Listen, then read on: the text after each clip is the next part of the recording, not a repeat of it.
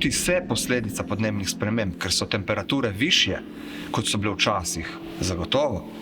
So pa bile suše že prej in kmetje so se s tem zmeraj spopadali in se prepravljali že prej na prihod teh vročinskih valov. Se pravi, da so v spomladanskem delu nekako zbirali to višek te vode, ki si je pač v spomladanskem delu prišla, da so pa imeli možnost kje napajati živali preko poletja, preko suše. Seveda se je čistilo zmeraj Kale. Zdaj se tega ne počne več, zato ker ljudje so izgubili stik s tem delom katastrofe. Večina ljudi je lanikom spoznala, kaj je problem Krasa, suše in pomanjkanje vode. Zato je videla, kako to gori, kako to hitro leti. Če se ne pase, se površine zaraščajo in ob takih vročinskih udarih in mogoče kakšno nepredvideno situacijo lahko pride do enih velikih naravnih katastrof, kot je bil pač lani na Komenskem krasu. Dejstvo pa je, da je kmetovalcev zmeraj manj in ne bomo uspeli vseh teh površin držati nazaj, da se ne bi zarasle.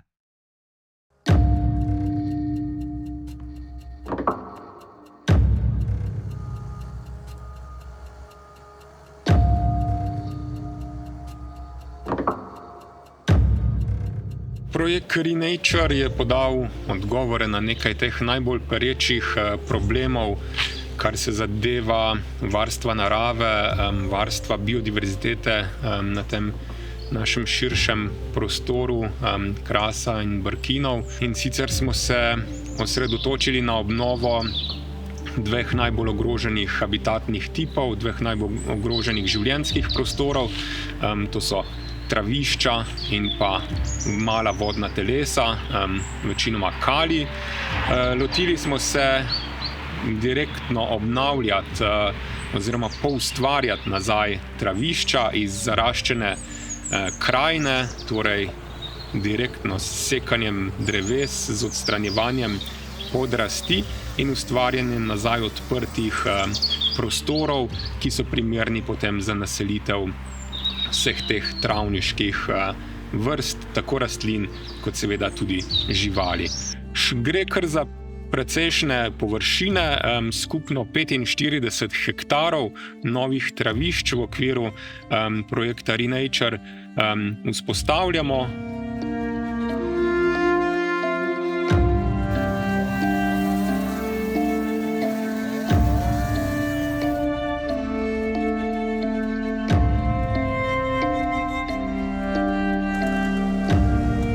Na Pivškem bodo te travišča dodatno obogatena še z visokodebelnim sadovnjakom, ki še dodatno prispeva k dvigu biodiverzitete teh življenjskih prostorov.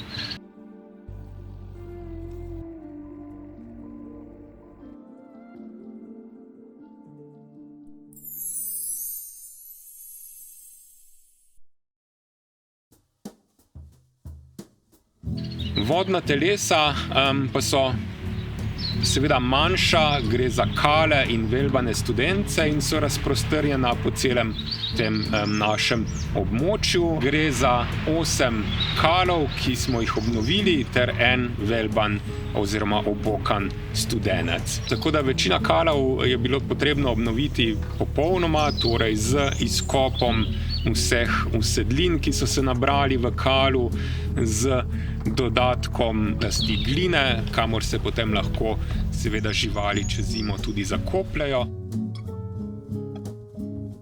Tako obnovljeni življenjski prostori, torej travišča in kali, bodo seveda zelo hitro privabili nazaj ogrožene živalske vrste, med drugim tudi kvalifikacijske vrste Nature 2000, kot so velika jadranska smrdljiva kukavica in tudi ostale kukavice, torej orhideje, travniški postavnež, pa tudi veliki pupek bo zelo hitro našel obnovljene kale.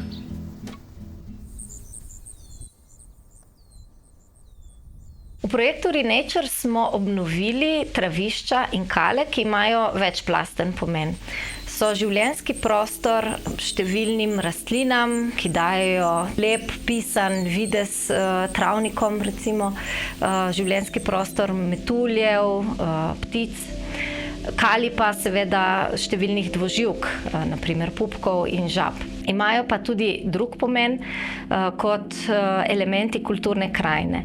In prav to je tisto, kar cenijo lokalni prebivalci tega območja, zaradi česar verjamem, da bomo lahko še naprej ohranjali te ekosisteme za ljudi in za dobro narave.